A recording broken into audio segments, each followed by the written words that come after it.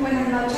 El día de hoy presentamos la conferencia La crisis venezolana y su incidencia en la comunidad latinoamericana, con el licenciado Ramírez Escobar La Cruz, periodista especializado en temas internacionales y ambientales. Cuenta con un diploma en Comunicación y Medio Ambiente en la Universidad Pompeu Fabra de Barcelona. Ha ganado diversos premios, tales como el Premio Nacional de Periodismo Juan Lantanzuri Ríguez en el año 2000, el Premio de Reportaje sobre Biodiversidad, otorgado por Conservación Internacional en el año 2008. Ese mismo año ganó el segundo Premio Latinoamericano de Reportaje sobre Biodiversidad, promovido también por el CEI. En el 2010 ganó el Premio Periodístico Solidaridad con los Refugiados. En el 2011 ganó la primera versión del Premio Salwan sobre reportajes del mundo indígena. Actualmente, además de escribir sus columnas en la República, colabora en el Perú con la revista Poder y en el extranjero con el diario El País de España. Muchas gracias. Gracias por la invitación. Vamos a tratar de entender en estos minutos que viene vamos a tratar de entender lo que está pasando en Venezuela, que es algo que, como ustedes saben, está en el debate público, está en las noticias, está incluso en la conversación cotidiana debido a que hay una intensa migración venezolana al Perú. Aproximadamente ya unas 700.000 personas provenientes de Venezuela están acá. En otros países hay bastantes más, como en Colombia. Entonces lo que vamos a tratar de hacer en estos minutos es explicar qué está pasando en Venezuela, para lo cual yo voy a hacer unas explicaciones sucintas pero puntuales de en qué consiste el conflicto venezolano. Lo primero que vamos a ver es de qué país estamos hablando. Estamos hablando de un país sudamericano que llega a su independencia casi en la época en que llegan a su independencia la mayoría de naciones de esta parte del continente, ¿no? Es un país donde nació Simón Bolívar. Es un país que ha tenido, como la mayoría de países de América Latina, una historia republicana un poco turbulenta, con varios golpes de Estado, ¿no? Pero, sobre todo, es un país que tiene este recurso, el petróleo. El petróleo es algo que marca muy fuertemente la vida política venezolana, la vida política y la vida social en Venezuela. Arturo Uslar Pietri, un escritor venezolano muy famoso, tal vez uno de los más importantes que ha tenido Venezuela, dijo, fíjense, ya en los años 40 más o menos, cuando empieza a descubrirse petróleo en varias partes del territorio venezolano, que el petróleo iba a ser la desgracia y la felicidad de Venezuela. Es decir, iba a marcar la sociedad, iba a servir para que el país se levante, pero también iba a provocar muchos conflictos, como se vio a lo largo de los años. En Venezuela, desde hace varias décadas, antes de que llegara Chávez al poder, había dos partidos dominantes. Acción Democrática, AD, que es un partido, digamos, hermano del APRA, ¿no? Parecido al APRA, de ese origen ideológico, y COPEI, que es un partido más bien emparentado con el PPC, con el Partido Popular Cristiano de acá del Perú. Esos partidos fueron dominantes en la década de los 70, los 80, hasta que en el año 99 gana las elecciones Hugo Chávez Frías. Hugo Chávez era un teniente coronel del ejército venezolano, había intentado dar un golpe de Estado el año 92, ¿no? Que fracasó, por eso se fue preso, fue amnistiado por un presidente llamado Rafael Caldera, que fue el presidente que lo antecedió en el poder, y Chávez, esto es importante entenderlo, ¿no? Cuando postula a la presidencia, lo hace ofreciendo algo que es recurrente en la sociedad latinoamericana, en la región latinoamericana, ¿no? Él se presenta como alguien que presuntamente va a solucionar los grandes problemas de Venezuela. ¿Cuáles? Problemas también recurrentes en la región: la corrupción, la crisis económica, la desigualdad.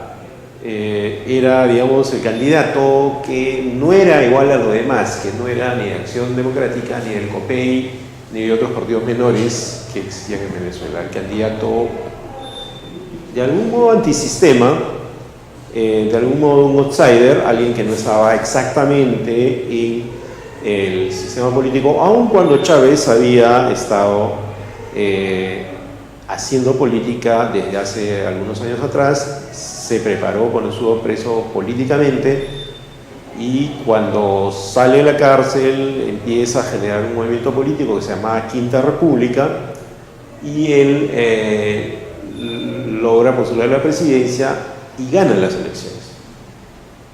Ahora parece increíble, pero cuando él gana las elecciones,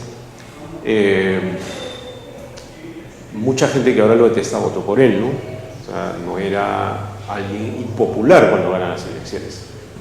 Canaliza el descontento, canaliza demandas insatisfechas de la población y hace que mucha gente vote por él y gane con comodidad esas elecciones. Cuando él llega a la presidencia, él dice lo que va a hacer. Dice que va a luchar contra la corrupción, dice que va a reivindicar a los más pobres, pero dice también que se va a quedar en el periodo que le corresponde, en ese momento 5 años, y no se va a reelegir. Pero a medida que él se va instalando en el poder,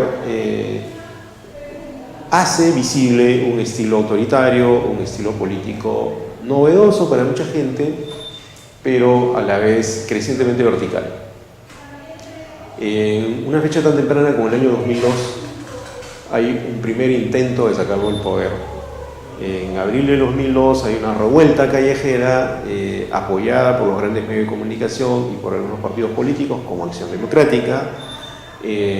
Logran sacarlo del poder unas horas, pero para que se den cuenta la diferencia entre ese momento y el presente, en ese momento Chávez sacaba el poder, pero luego hay una marea política que lo vuelve a poner en el poder por acción de muchos ciudadanos que lo apoyaban y también por acción de miembros de las Fuerzas Armadas que lo apoyaban. En ese momento no ocurrió como ahora, que había una posición cerrada a defensa del presidente, como todavía ocurre con Nicolás Maduro. En ese momento una parte de los militares se pusieron en contra de Chávez y otra no, pero esa que no se puso en contra de Chávez, que lo favoreció, terminó poniéndolo de nuevo en el poder. Todo esto gravitaba el factor petróleo. El factor petróleo es algo que seguramente algunos de ustedes conocen o de los que han escuchado hablar. Hizo que Venezuela fuera considerada algo así como la Arabia Saudita de América Latina. Digamos que Venezuela era un país donde mucha gente quería ir, incluso peruanos. Era un país de bonanza económica, de cierto despilfarro, incluso un gran consumo de whisky, por ejemplo. Pero lo que hace Chávez es socializar de una manera más amplia los recursos del petróleo. Antes lo hacían los miembros de Acción Democrática, los ADECOS, o los miembros de COPEI, los partidos tradicionales. Ahora lo iba a hacer él en una lógica vertical y apelando a algo que se ha tenido en llamar el populismo. ¿Qué es el populismo? En términos académicos es hacer política pasando por encima de la institucionalidad, del Estado de Derecho, o eventualmente transformando la institucionalidad en favor del caudillo, en este caso Chávez. Aunque ahora parezca increíble, los primeros años de Chávez no fueron penosos económicamente. Incluso hubo, si no cierta bonanza, el mismo cuasi despilfarro de siempre, la misma situación que se había vivido en los últimos años, pero ampliada hacia sectores que hasta ese entonces habían sido bastante marginales. Básicamente los sectores pobres y las clases medias bajas en Venezuela. Entonces, conflicto en ese momento, en los inicios del chavismo, era un conflicto básicamente político, no era un conflicto económico, no había una precariedad económica como así la hay en este momento. Yo tuve la oportunidad de estar en el Palacio Presidencial de Caracas el Palacio de Miraflores, cuando Chávez ya había salido del poder, iba a jurar un nuevo presidente, Pedro Carmona Estaña. Yo estaba ahí como periodista y fui testigo como el Palacio de Miraflores fue retomado por dentro por los chavistas. Increíblemente, para sorpresa de muchos, y como ya les he contado, Chávez volvió al poder apoyado por militares que no le dieron la espalda y sobre todo por una gran masa ciudadana que todavía lo apoyaba. Hay en ese momento discusión sobre si Chávez en ese momento sembró la semilla de los problemas actuales. En buena medida eso es cierto por una razón. Cometió un error que habían cometido también los presidentes anteriores, pero en este caso se cometió, digamos, como me decía una amiga venezolana, de una manera más intensa, hiperbolizada, ¿no? Es decir, encadenar la economía del país al petróleo. El gran recurso económico de Venezuela es el petróleo. Y en el momento que gobernaba Chávez, el petróleo estaba en una alzada muy fuerte, más de $100 el barril. Había grandes recursos para hacer grandes programas sociales e incluso para que Chávez montara una estrategia de persuasión hacia otros países de América Latina que no cuentan con ese recurso. Es así que crea Petrocaribe, incluso piensa crear una moneda, el petrodólar, o la petromoneda, perdón, y logra tener influencia continental. Esto coincide en el tiempo con la llegada al poder de varios gobiernos de izquierda, centro-izquierda en la región, Lula en Brasil, Evo Morales en Bolivia, Fernando Lugo en Paraguay, Néstor Kirchner en Argentina. Básicamente estos presidentes, incluso en Chile, Michelle Bachelet, que en izquierda más moderada, pero era una corriente más o menos dominante en ese momento. Chávez gozó de influencia continental, de apoyo político y apoyo social dentro de su país, pero también de un fuerte rechazo que no llegaba a los niveles a los que llega ahora. Chávez era, más allá de que a algunos les guste o no, un líder influyente, carismático, alguien que le habla de tú a toda la gente, y tenía un aparato político grande y recursos fiscales importantes, grandes, provenientes del petróleo, como para hacer grandes programas sociales que granjeaban apoyo político sostenido y por eso ganaba sucesivas elecciones. Por supuesto, en todo ese periodo Chávez también cometió numerosos excesos, tuvo un estilo vertical, maltrataba a la oposición, maltrataba a funcionarios de PDVSA, a la empresa de petróleos de Venezuela. Chávez era un militar de modales rudos, no era alguien con una cultura democrática como habitualmente estamos acostumbrados a ver, a pesar de todos los problemas que tiene la democracia. Hay ciertos parámetros por los cuales los políticos se manejan, respetan las instituciones, no suben el tono de las declaraciones. Y Chávez constantemente hacía gala de su verticalidad, de su soberbia incluso, pero contaba con dos cualidades, digamos, con las que no cuenta Nicolás Maduro en este momento. A pesar de todo esto, era políticamente muy influyente, sobre todo en los sectores medios y bajos de Venezuela, que además, aunque ahora también parece increíble, tuvieron una mejora en su nivel de vida en esos años. Esto es dicho por la Comisión Económica para América Latina. Las políticas de Chávez, las políticas asistencialistas provenientes del Estado con grandes recursos de petróleo, redujeron la pobreza en Venezuela, redujeron la desigualdad, pero a costa de que el sistema político estaba cooptado. Chávez controlaba la justicia, Chávez controlaba el Parlamento. Chávez, cuando hacía elecciones, digamos que si imaginamos que las elecciones son una cancha de fútbol, ponía la cancha inclinada de modo que inevitablemente iba a ganar.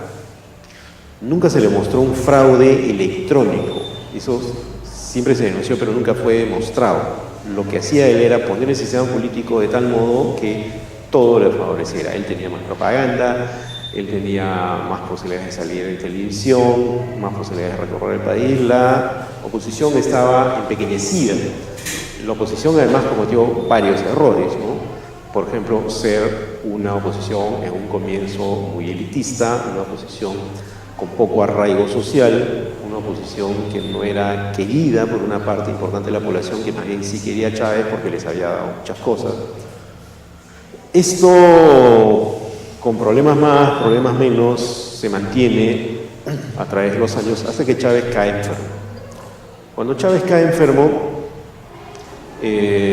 inicialmente se pensaba que no era una enfermedad muy grave, pero con el paso de los meses su enfermedad se agravó, fue llevado a Cuba, en Cuba fue tratado, tuvo idas y venidas hasta que finalmente se supo que estaba mal, que tenía cáncer y finalmente en el año 2013 Chávez fallece. Cuando Chávez fallece se produce una crisis política de gran envergadura en Venezuela, similar a la que se ha producido en otros países. Cuando un líder es demasiado fuerte, concentra todos los poderes, concentra toda la atención, acapara el discurso, muy difícilmente tiene un segundo que le haga sombra.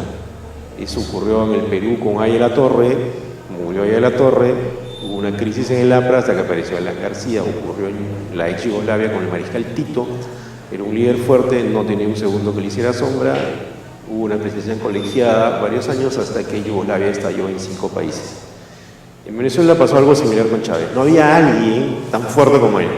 Chávez era agricultor, Chávez era médico, yo recuerdo cuando estaba enfermo al mismo estilo de Fidel Castro, contaba él qué es lo que tenía, no era un médico el que contaba las cosas. Chávez hablaba todos los sábados en su cadena, en su programa Aldo Presidente. Chávez iba a los barrios, Chávez le hablaba de tú a tú a la gente, Chávez era todo. Entonces, cuando él desaparece,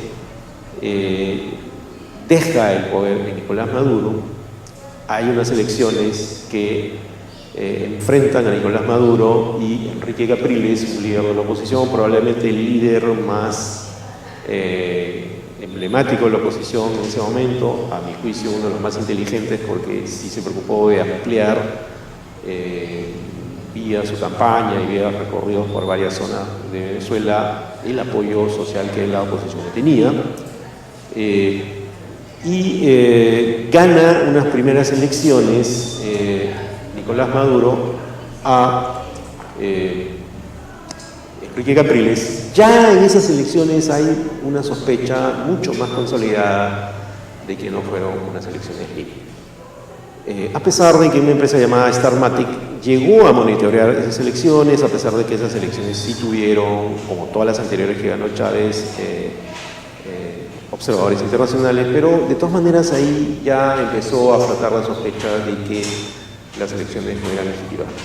Maduro tiene un problema que ahora es visible, no es un líder carismático, no tiene tanta influencia social como se tenía Chávez, está muy hipotecado a el recuerdo de Chávez, lo ve en pajaritos, dice que ha vuelto al pasado o ha ido al futuro, siempre está refiriéndose a Chávez como su mentor, como alguien que está presente casi como si fuera un espíritu, es, sin embargo, en la realidad un pálido recuerdo de lo que era Chávez. Lo que ha pasado en los últimos años tiene como primera explicación eso, la crisis de liderazgo en el chavismo. Pero se junta un segundo factor, que es la caída del precio del petróleo. Cuando Chávez estaba, el petróleo costaba mucho, más de $100 el barril, cientos de dólares o incluso más. Cuando Maduro llegó al poder ya había bajado el precio del petróleo, entre otras cosas porque China ya no compraba tanto petróleo y no estaba al precio que estaba en la época de Chávez, ya estaba a $50 el barril. Los recursos provenientes del petróleo en Venezuela eran mucho menores. Ocurrió además que PDVSA empezó a entrar en crisis por el mal manejo de los funcionarios puestos ya por el chavismo, pero todavía venidos a menos o con mal manejo de la empresa en la época de Maduro. Hay un famoso expresidente de PDVSA, Petróleo de Venezuela, Rafael Ramírez, que hace poco ha declarado que él dejó cuando se pelea con Nicolás Maduro y lo mandan como embajador a Estados Unidos, él deja las cuentas de PDVSA en orden, pero ya veía, él dice Rafael Ramírez, que se venía una seria crisis en Venezuela. Nicolás Maduro no sabe manejar esto, tiene un pálido liderazgo, tiene precios del petróleo que tienden a bajar, empieza a tomar medidas económicas erráticas como establecer un férreo control de cambio, estatizar algunas empresas. Chávez también había hecho esto, ojo, no es que no lo había hecho, pero la diferencia era que la población apoyaba en gran medida a Chávez, se bancaba esas medidas, ¿no? Y creyendo en su liderazgo político, seguía el proceso instalado por Chávez desde que entró al poder. En el caso de Maduro no había eso, no había grandes programas sociales, se redujeron, más que no lo sabía, no había eso sí, un liderazgo político fuerte. La población, el pueblo chavista, digamos, se bancó a Maduro algunos años. Siguió fijado al recuerdo de Chávez por invitación de Nicolás Maduro para que sigan la tradición chavista y crean que el comandante, digamos, aún está vivo y sigue actuando, y Nicolás Maduro ha recogido el legado y va a seguir haciendo lo que siempre hizo Chávez. Hagan la prueba en Lima si quieren, pregúntenle a algunos de los venezolanos que están acá y varios de ellos les van a decir esto no le hubiera pasado a Chávez. Es decir, Chávez hubiera hecho algo, era políticamente hábil, ¿no? Y hubiera sabido cómo manejar una crisis de este tipo. Rafael Ramírez incluso ha dicho que Chávez le hubiera dado un golpe de Estado, ¿no? A ese nivel llega la contradicción entre lo que era un personaje y otro. Pero Maduro también recogió esta semilla que dejó Chávez de nuevamente encadenar el destino de Venezuela al petróleo. Esto hecho in extremis, sin una mayor diversificación de la economía, sin poner los recursos del petróleo al servicio de otras actividades productivas, hizo que en el momento que los precios del petróleo bajaran y que el liderazgo del chavismo era pálido, la crisis económica creciera. Esto que Maduro llama guerra económica está explicado en parte cierto porque hay sanciones de Estados Unidos y otros países, pero también por un mal manejo de la economía, por estatizaciones innecesarias, por un control de cambios fuera de esta época que demostradamente no funciona de acuerdo a los cánones de la economía internacional. Y entonces hemos llegado a este momento en el cual la crisis económica y ya la crisis humanitaria se ha instalado en Venezuela con mucha intensidad. ¿Qué es lo que ha pasado? Ya el chavismo está en declive, las cosas empiezan a escasear, no hay muchos productos, no se consiguen alimentos, la importación de alimentos está manejada por una empresa que manejan los militares, ya no hay tantos recursos del petróleo, PDVSA ha empezado a ganar mucho menos, hay un manejo de la economía errático a pesar de que el recurso petrolero todavía está ahí, no produce tanto como antes, pero no ha sido utilizado para hacer un diseño económico inteligente que pueda amortiguar un momento en el cual los precios bajaban. Parte de esa es la razón por la cual nosotros vemos a los venezolanos migrar a otros países en busca de una vida mejor. Es clásico, por ejemplo, que de la frontera venezolana se pase a Cúcuta, una zona de frontera con Colombia, una ciudad colombiana, a comprar comida. Acá en el Perú hay personas, por ejemplo, que tienen el VIH y vienen acá a tratarse del VIH, a quedarse acá porque ya no consiguen en Venezuela lo que se llama retrovirales, que son los medicamentos que ayudan a que el virus denominado VIH no haga que una persona desarrolle el SIDA. Entonces, los signos de la crisis humanitaria son ya visibles. Faltan alimentos, se tienen que hacer colas para comprar cosas, falta, es cierto, como se ha dicho alguna vez, papel higiénico, o sea, es escaso más bien, ¿no? Entonces, el dinero, por ejemplo, es una cosa a veces muy difícil de manejar, la mayoría de gente se maneja con una tarjeta, ¿no? Hay un control de cambio del bolívar al dólar oficial, pero hay un control de paralelo y la diferencia es abismal, ¿no? Y es una economía en una crisis tremenda, una economía que tiene una inflación de más de 3 dígitos, una inflación disparada, la más alta del mundo. Entonces, en ese escenario es que se produce en el 2015 una elección para la Asamblea Nacional. La Asamblea Nacional es lo que en Venezuela sería el Congreso. Es unicameral como acá. ¿Qué es lo que pasa en esas elecciones en diciembre del 2015? Las gana la oposición, agrupada en la Mesa de la Unidad Democrática, que es un frente de cerca de 20 partidos opositores al chavismo. Hay que aclarar algo que es importante entender. En el 2002, cuando se le hace un golpe a Chávez que lo saca unas horas del poder, la oposición era básicamente de derecha y centro derecha, y los que se oponían al chavismo eran básicamente los sectores medios y él. En los años más recientes la oposición creció. En el frente opositor ahora hay chavistas desencantados, hay partidos de izquierda, hay partidos de centro, hay partidos de derecha, hay partidos de centro derecha. Es un conglomerado más complejo y ha crecido porque a lo largo de los años ha habido desencanto entre mucha gente que antes incluso apoyaba a Chávez. Yo conozco más de una persona que vivió esa experiencia, un colega periodista, recuerdo haber ido una vez en la época de Chávez y haberlo visto algo entusiasmado con el gobierno de Chávez. La segunda vez que fui ya no era así, más bien estaba desencantado porque ya había habido gestos muy claros de verticalismo, autoritarismo. Esto era soportable para algunas personas mientras había una economía que más o menos funcionaba. En la época de Maduro ya las cosas se empezaron a caer rápidamente y sin liderazgo político, con una crisis económica, con un caos galopante,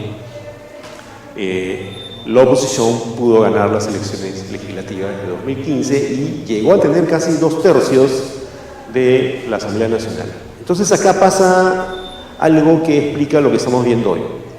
Maduro, ante la evidencia de que la oposición estaba increyendo, de que había ganado fácilmente las elecciones legislativas, empieza un proceso para desconocer a la oposición ya enclavada en la Asamblea Nacional.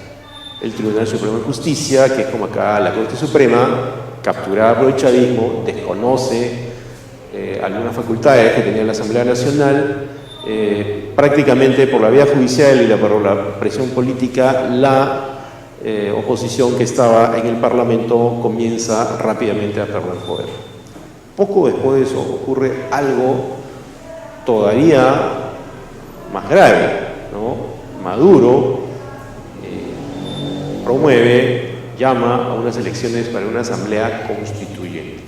Esto ya marcó una diferencia sustancial con la época de Chávez, porque la constitución vigente en Venezuela era la constitución hecha por el mismo Chávez.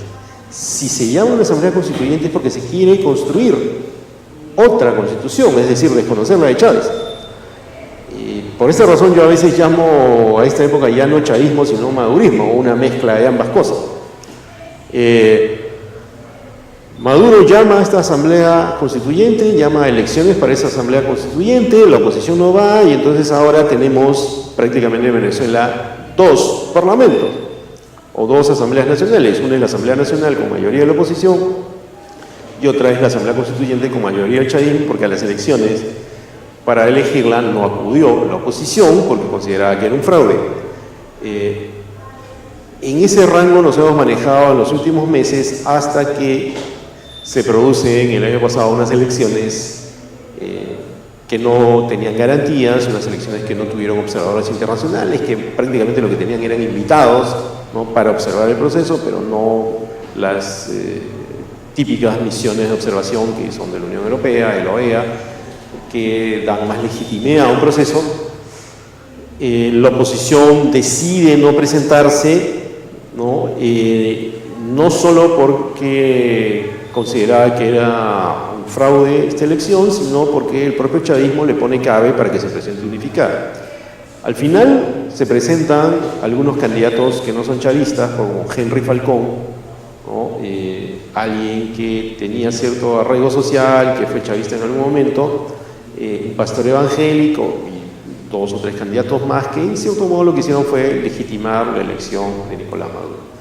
Nicolás Maduro sale elegido y lo que vimos ya hace poco es su juramentación para 6 años más.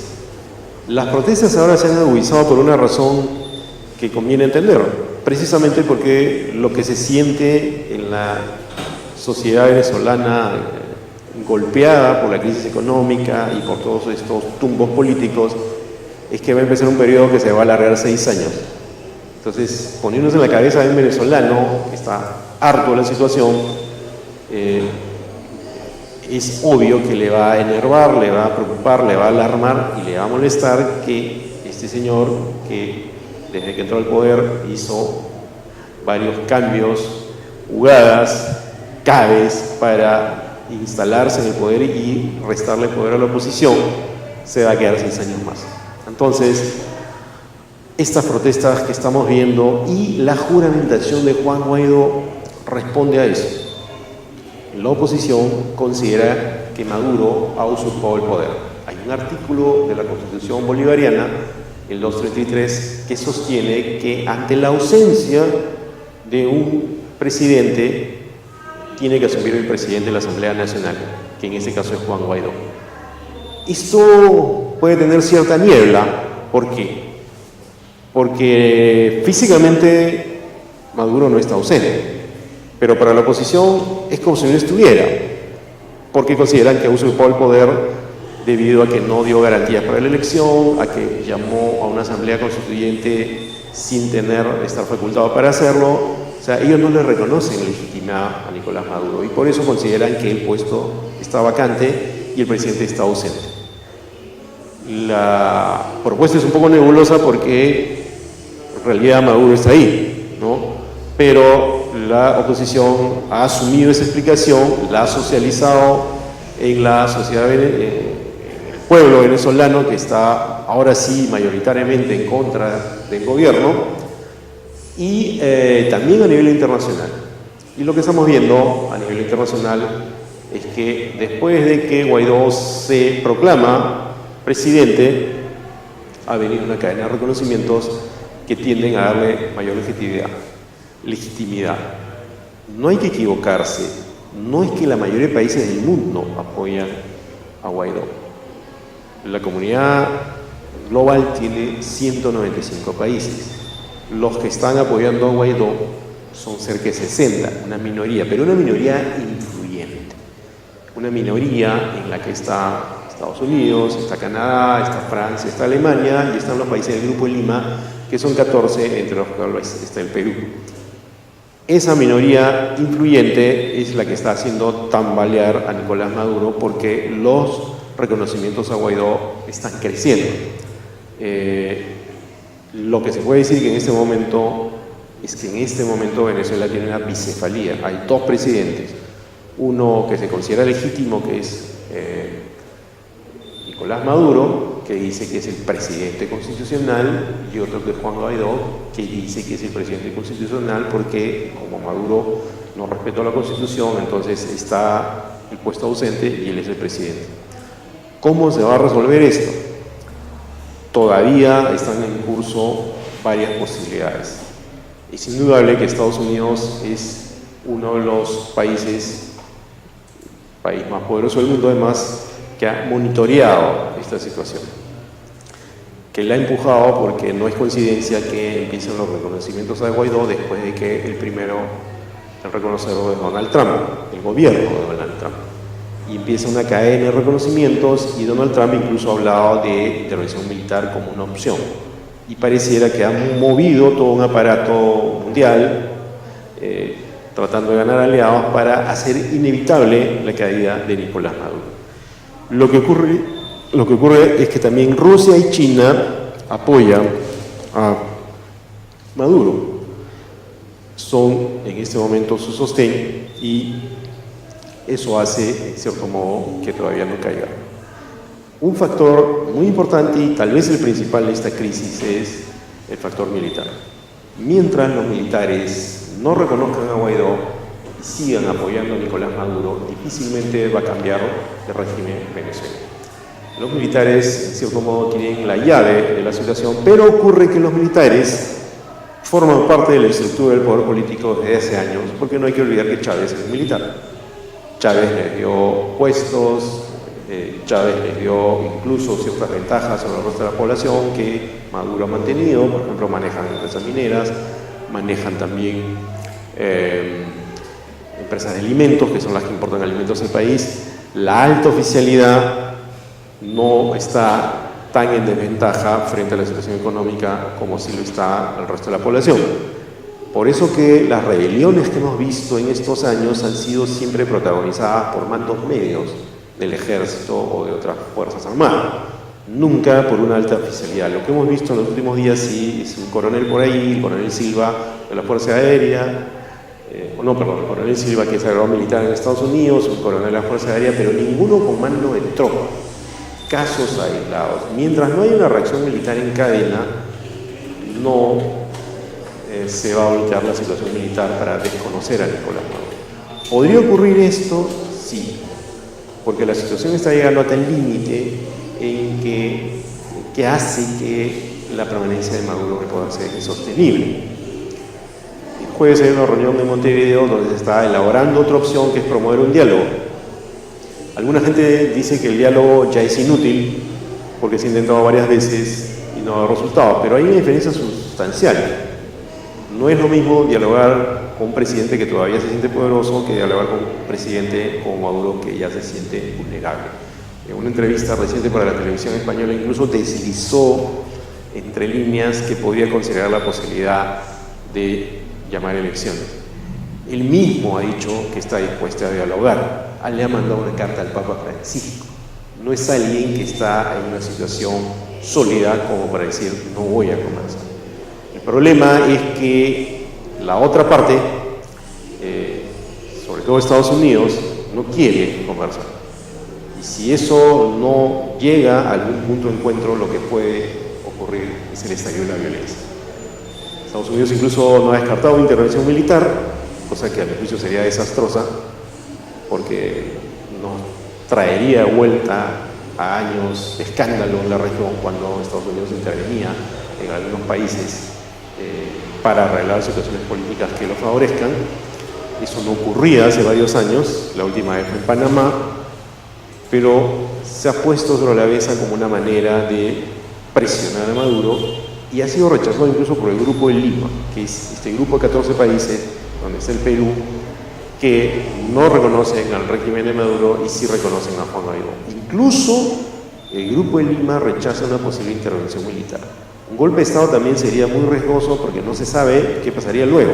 Si habría una pelea entre militares, podría ganar un militar chavista, más duro incluso que Maduro, podría ganar un militar de derecha que no llame a elecciones, podría quedarse mucho tiempo los militares en el poder, sería un expediente complicado.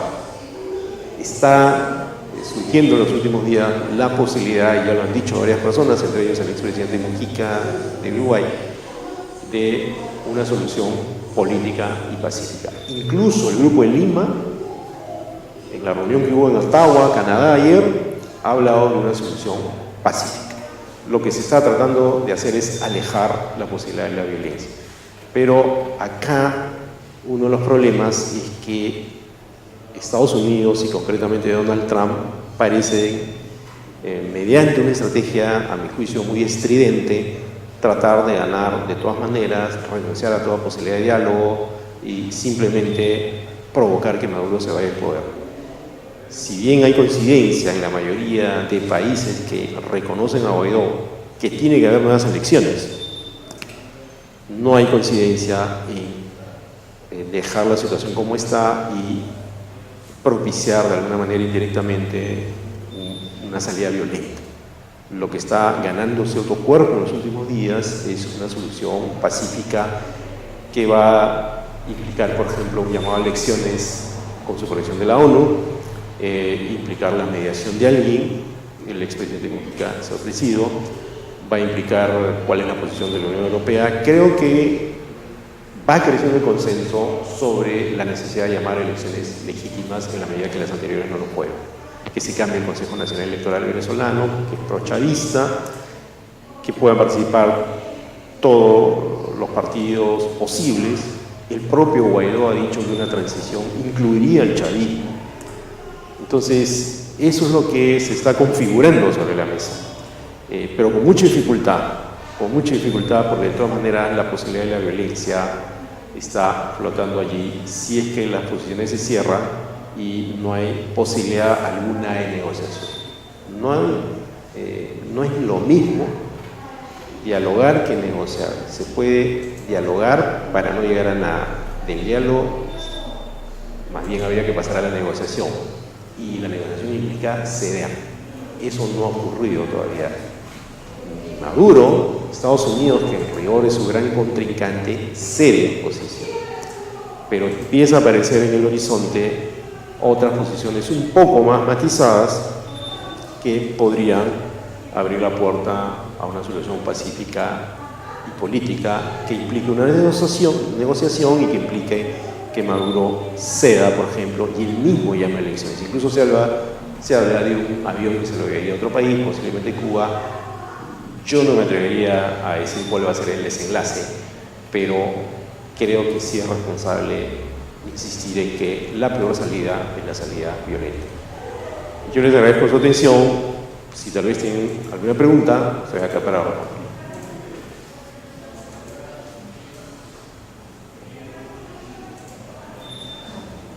¿Estamos ahí? No hay preguntas. Bueno, gracias por su atención. Esperamos volvernos a encontrar en otra oportunidad y confío en que estos comentarios que he hecho sobre la situación de Venezuela les ayude a entender lo que pasa y sobre todo a tener un análisis más fino, menos apasionado y sobre todo informado sobre el tema. Es un tema que nos interesa, nos preocupa, pero es un tema sobre el cual hay que opinar responsablemente. Hasta luego.